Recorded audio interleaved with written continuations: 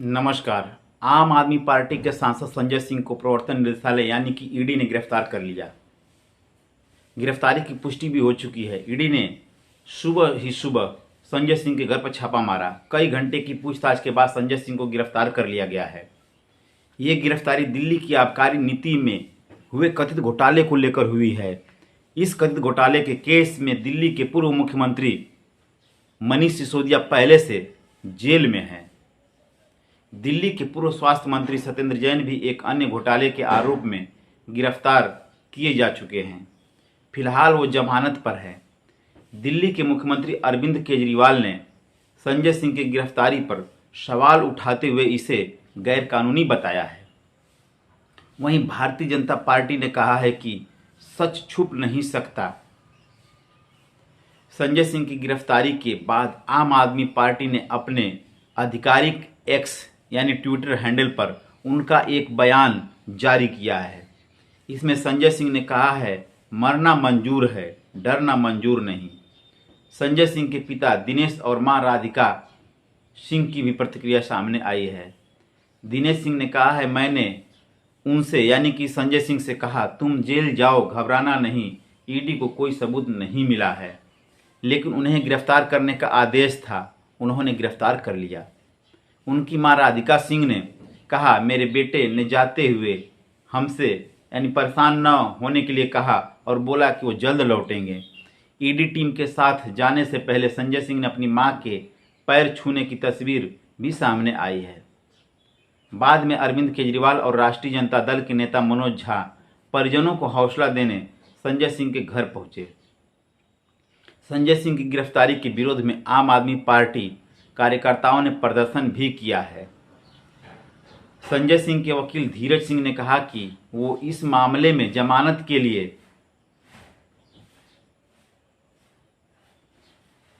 संजय सिंह के वकील ने इस मामले में कहा कि जमानत के लिए और अन्य राहतों के लिए वो सक्षम अदालत के समक्ष जाएंगे।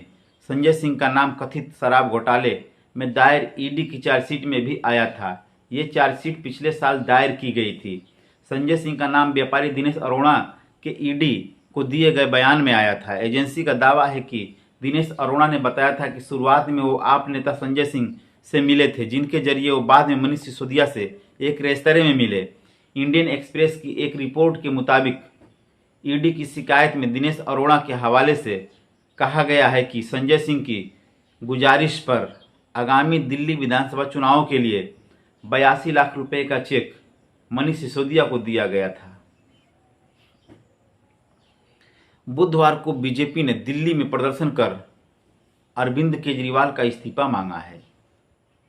घर पर छापे इस शिकायत में अरोड़ा के हवाले से भी हुई बताया गया है। उन्होंने सिसोदिया से 5 से 6 बार बात की और संजय सिंह के साथ मुख्यमंत्री अरविंद केजरीवाल से भी मिले थे।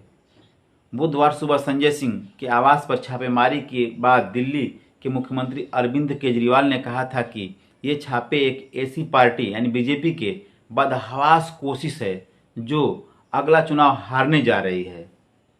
केजरीवाल ने कहा कि ईडी ने पिछले साल के दौरान कई बार छापे मारे हैं, लेकिन एजेंसी को कुछ नहीं मिला है। संजय सिंह की गिरफ्तारी के बाद आम आदमी पार्टी ने उनका एक वीडियो जारी किया है। इसमें संजय सिंह ने कहा कि मोदी जी, मैं आपको याद दिलाना चाहता हूं कि जब जब जुल्म बढ़ता है तब तब उसके खिलाफ जनता की आवाज़ बुलंद होती है।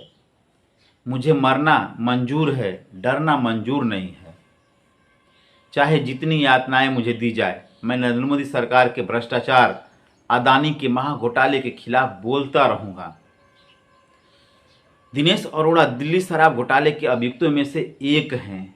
रिपोर्ट में दावा किया गया है कि दिनेश अरोड़ा इस मामले में सरकारी गवाह बनने को तैयार हो गए हैं।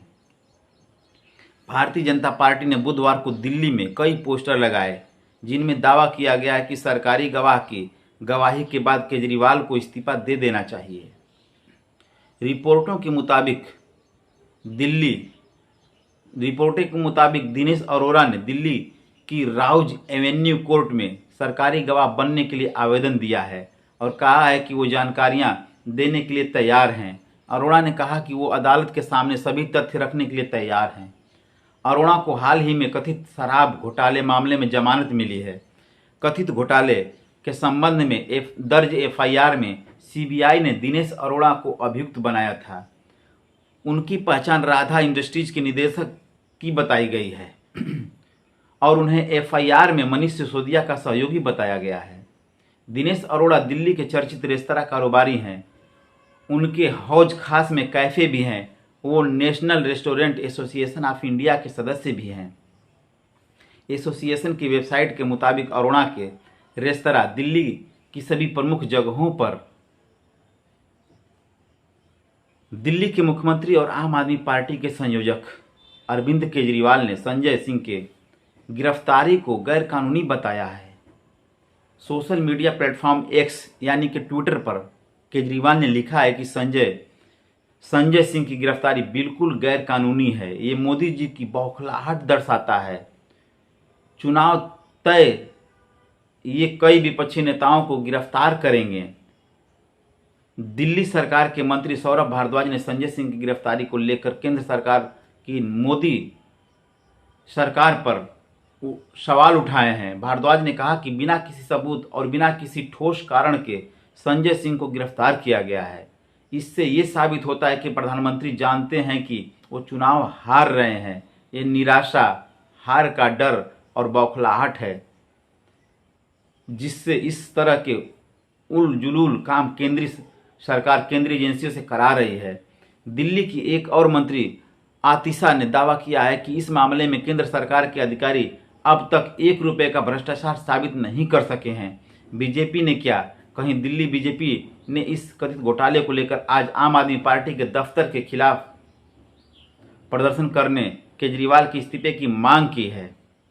वहीं दिल्ली बीजेपी के प्रदेश अध्यक्ष वीरेंद्र सचदेवा ने एक बयान जारी कर कहा है कि संजय सिंह की गिरफ्तारी से एक बात सच हो गई है कि सच्चाई छुप नहीं सकती। संजय सिंह ने शराब घोटाले में पैसे खाए थे। कल जब दिनेश अरोड़ा सरकारी गवाह बने थे तब ही ये तय हो गया था कि संजय सिंह की गिरफ्तारी से बच नहीं सकते हैं। संजय सिंह के बाद अरविंद केजरीवाल। अब देखिए होता क्या है। क्या कांग्रेस ने क्या कहा? कांग्रेस ने संजय सिंह की गिरफ्तारी पर प्रतिक्रिया दी है कि कांग्रेस नेता मीम अफजल कहते हैं जो इस सरकार का तरीका है उस हिसाब से काम हो रहा है। जो बोलेगा उसे अंदर किया जाएगा, जो सवाल पूछेगा वो अंदर जाएगा, जो ज़्यादा कड़ा बोल रहा है उसे ज़्यादा कड़े तरीके से फंसाने की कोशिश की जाएगी। उन्होंने कहा संजय जी को आज गिरफ्तार किया जाना मेरे लिए कोई हैरत की बात नहीं है। जिस तरह वो संसद या बाहर बोलते हैं, वे खुलेआम प्रधानमंत्री और इनके दूसरे नेताओं को चैलेंज करते हैं, तो इससे तय था कि उन्हें जेल जाना ही है। चूँकि यही रस्म आजकल बीजेपी निभा रही है। उन्होंने एक तरीका बना लिया है कि जो बोले उसे अंदर कर दो। 8 जुलाई सन 2022 को दिल्ली के मुख्य सचिव नरेश कुमार ने उपराज्यपाल विनय कुमार सक्सेना, आर्थिक अपराध शाखा दिल्ली के मुख्यमंत्री अरविंद केजरीवाल और मनीष सिसोदिया को एक रिपोर्ट भेजी थी। ये रिपोर्ट पब्लिक डोमेन में नहीं है, लेकिन इंडियन एक्सप्रेस, न्यूज़ लॉन्ड्री जैसे तमाम मीडिया संस्थानों ने विश्वस्त सूत्रों के हवाले से बताया कि इसमें एक्साइज डिपार्टमेंट के प्रभारी होने के नाते सिसोदिया पर उपराज्यपाल की मंजूरी के बिना नई आबकारी नीति के जरिए फर्जी तरीके से राजस्व कमाने का आरोप लगाए गए हैं।